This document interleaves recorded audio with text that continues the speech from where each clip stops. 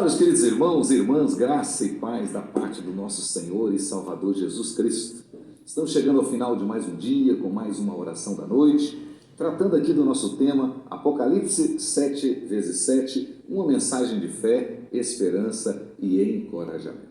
Quero tratar com os irmãos hoje a respeito daquele interlúdio depois da sexta trombeta, antes da sétima trombeta.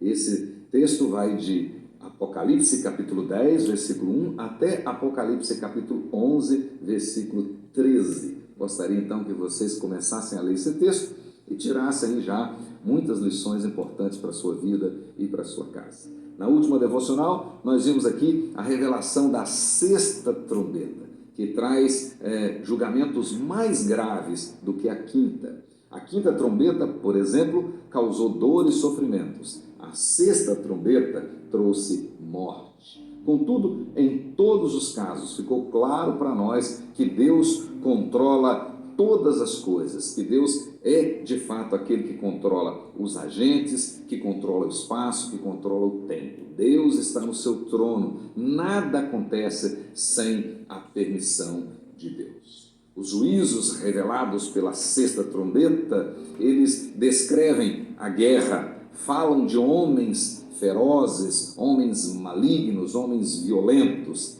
apostos para atormentar e matar um terço dos homens que não têm o selo de Deus na fronte. Esse juízo, embora terrível, ainda está permeado de graça. E com ele, Deus ainda está chamando o restante dos homens ao arrependimento.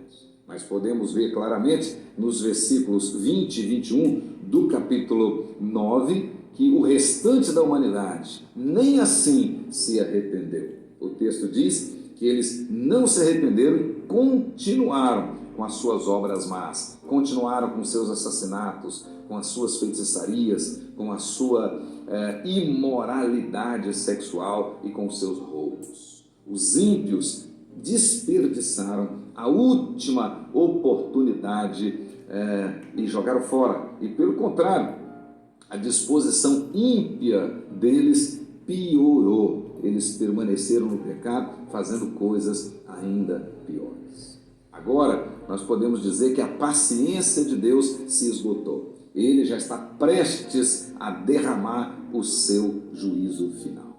Contudo, antes da última trombeta do juízo, nós temos aqui mais um interlúdio. Capítulo 10, verso 1, até o capítulo 11, verso 13. Objetivando os últimos preparativos para o grande julgamento, subdividido aqui em 7 flagelos. Na realidade, o grande julgamento é a sétima trombeta, a trombeta do juízo, que aparece subdividida em 7 flagelos. Agora, antes do toque da sétima trombeta, assim como ocorreu lá entre o sexto e o sétimo selo, Deus então resolve agora mais uma vez proteger parte da sua igreja, ao mesmo tempo que ele permite uma opressão muito violenta sobre a outra parte da sua igreja.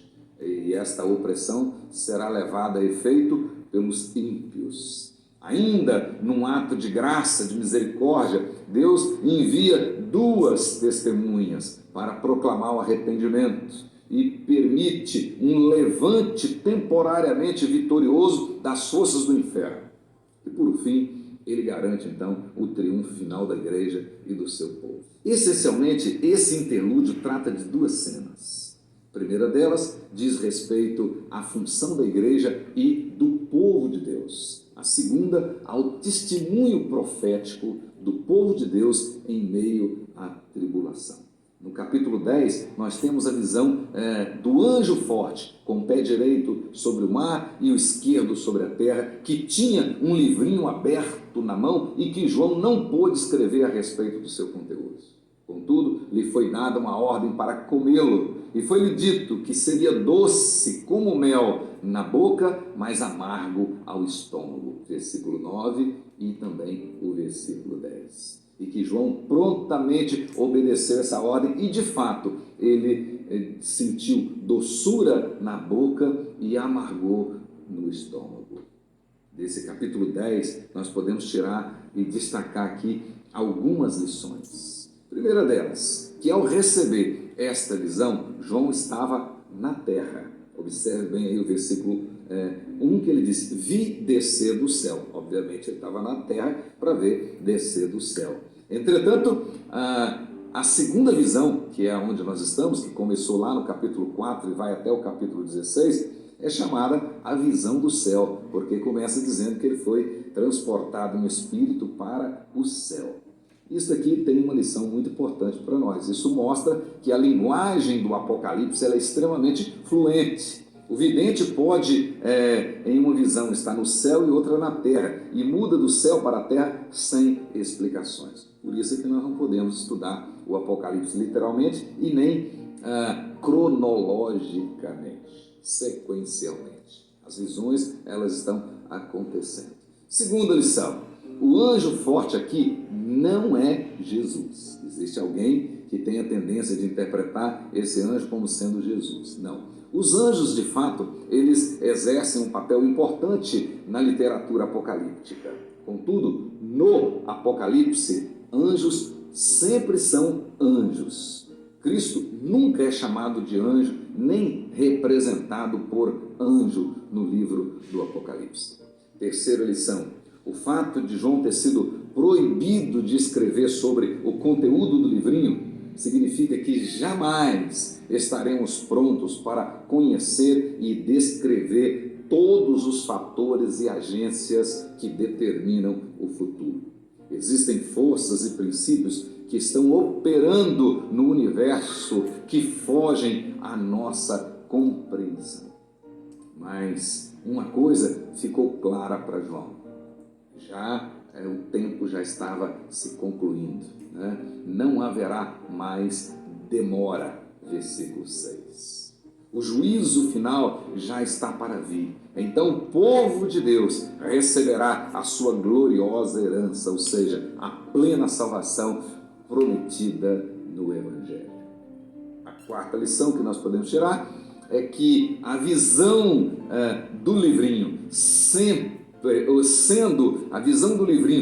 devorado por João é parecida com as visões de Ezequiel e de Jeremias. Ezequiel capítulo 2, verso 9 até o verso 10, capítulo 3, verso 1 a 3, e também Jeremias capítulo 15, versículos 16 até o 17.